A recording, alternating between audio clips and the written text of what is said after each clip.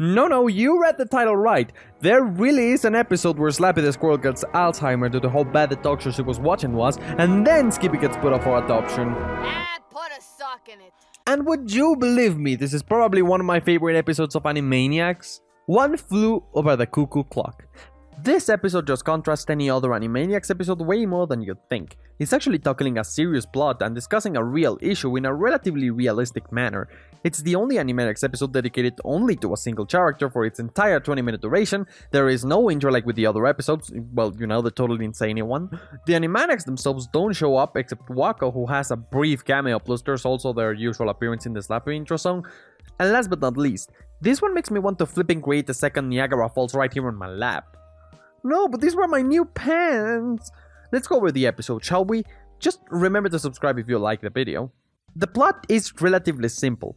It starts like any other episode with Slappy just doing whatever on the TV. However, that normalcy doesn't last very long. One of my favorite things in this episode are all the great Skippy faces. He constantly looks really into his emotions.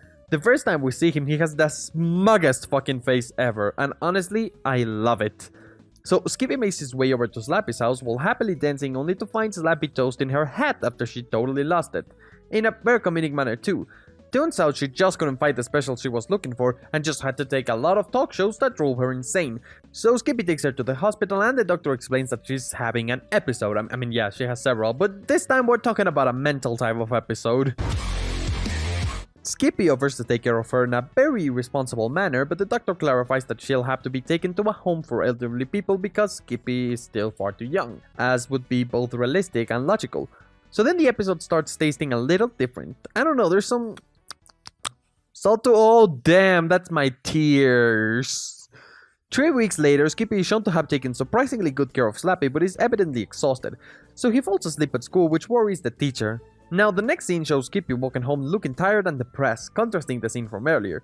The music is heavier and the cha-cha-chas are way less enthusiastic. By the time Skippy gets home, turns out Slappy burnt her house down and only a cuckoo clock managed to survive the fire.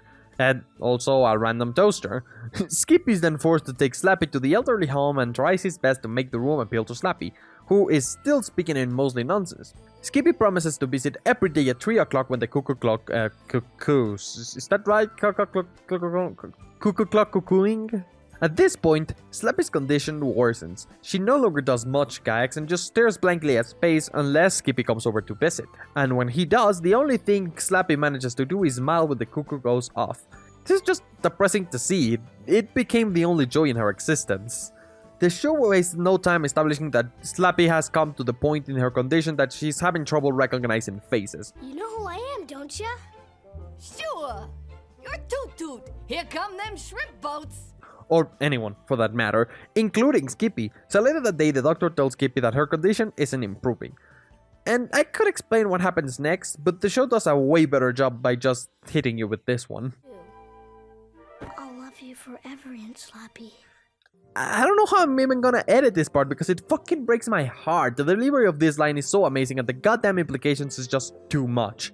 To add insult to injury, when Skippy is leaving, they imply Slappy is unable to remember even why Skippy loves her in the first place, as she starts to cry while seeing Skippy through the window. This thing went from, look, it's Wakko burping, to being heavier than Aunt Petunia in 12 minutes. Yet again, we get Skippy walking. This time there's no cheery instruments, just get the saddest cha-cha-chas and a roughly 15-second sequence of Skippy walking while looking generally depressed, like this is some sort of bad creepypasta. When Skippy gets home, turns out his teacher called Child Protective Services, and the lady begins asking for Slappy. And even though Skippy tries to hide his aunt's absence, the service lady easily sees through his imitation and takes him away to the orphanage while he screams that he doesn't want to go to some other random home. After an outbreak, which by the way I'm open for sponsors, there's once again Slappy smiling at the sound of the cuckoo clock, but this time due to being with Child Protective Services, Skippy isn't anywhere to be found. Or found, you know, if you speak properly. This makes Slappy anxious and irritated, prompting her to snap out of her episode a little bit and ask about Skippy to no avail. So she sits down in the same position for the next 3 hours and Skippy just does not arrive. However, later during nighttime she has trouble sleeping and arrives at the conclusion that Skippy must be in trouble. She almost completely snaps out of her Alzheimer's-like episode and breaks out of the nursing home in search for Skippy. As Skippy resorts to wishing upon stars as his only peace of mind, Slappy comes through the door and reunites with her nephew in what might be the most wholesome scene of the entire Animaniacs animated existence. The final scenes is Slappy and Skippy walking together in the same manner as the previous sentences, with Skippy walking, but this time the music is cheerful and they both cha-cha-cha together into the sunset, both reunited once again. The credits roll and you just kinda go, holy hell, did I really just watch the best episode of Animaniacs? To be honest, most people don't think this episode is anything special, but I personally adore the changes being done to the established formula. Stuff like having only a single segment or letting the jokes take the back burner in favor of a serious narrative with genuine care put into the tone and pacing of the visuals. It stands out like a sore thumb, but in a good way. Some people probably hate this episode because of the risky take on this special episode, but I love it. The animation is really good for a Slappy segment. The delivery by Skippy's voice actor, Nathan Ruger, it's on another level. By any means, this episode is one of the most meritable episodes of the series. On rewatching, you're most likely to remember some of it, and even though the basic plot seems bonkers when you tell it to people or use it as the video's title, there is so much more than a wacky episode of Animaniacs. It's clever narratively. Those shots of Skippy walking might be super basic, but they convey Slappy and Skippy's situation and its evolution effortlessly. The faces are just top-notch. Skippy looks as cute as he is supposed to be during all of these episodes, and Slappy, wow, she looks like she's gonna slappy you. Well, this is sad, really. Minor characters like the piggy old lady get full plot structures meant to show a facet of the episode's experience. It's just a really solid episode that I feel people don't talk enough about. There's something about its raw nature that is really outstanding, and I don't believe the new Animaniacs Reboot could even attempt to do a similar episode.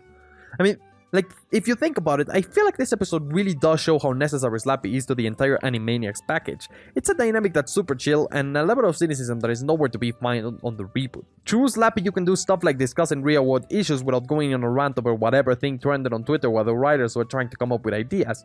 They can freely speak of these issues that are common enough to warrant comedy commentary, even if they aren't breakout hits which you can also upload to YouTube on a 30-second clip that is amusing at best. Pinky and the Brain, as well as Wakko, Yakko and Dot are very cartoony pairings. Two laboratory mice and three siblings that are so in sync and genuinely like black magic don't feel as faithful as an aunt and her nephew living in a house. The groundedness of their segment was always a great change of pace from the whimsical and fantastical plots the other characters sometimes would get. I really wish there were more Animaniacs episodes that took themselves seriously like this one. What's the Warner Brothers family dynamic like? What makes them so attached to each other? It doesn't have to be the darkest, it can be a sweet story or even a comedic one, but getting these answers would bring audiences closer to the characters. Where do the Godfeathers work for the mob? What are their hobbies? One of the segments I liked most of the original series were the Rita and Ron segments because it precisely gave me some of what I'm talking about here. It did make for some good basic plot ideas that could give the reboot some personality that wasn't just Animaniacs, but now they use social media and the segments last way too long. So the point is, I wanna gather some data. What do you think about this episode, even if you haven't watched it? Do you enjoy when comedy shows do this type of stuff? Did you not find the episode to be that dark in actuality? Have you subscribed yet? Should Animaniacs focus on serious plots more often? What do you think about the reboot? Is it good or is it really lacking something? Should I have picked a brother idea for a video? No, actually, yeah, the answer to that last one is yes. Don't even think about it. It's just yes.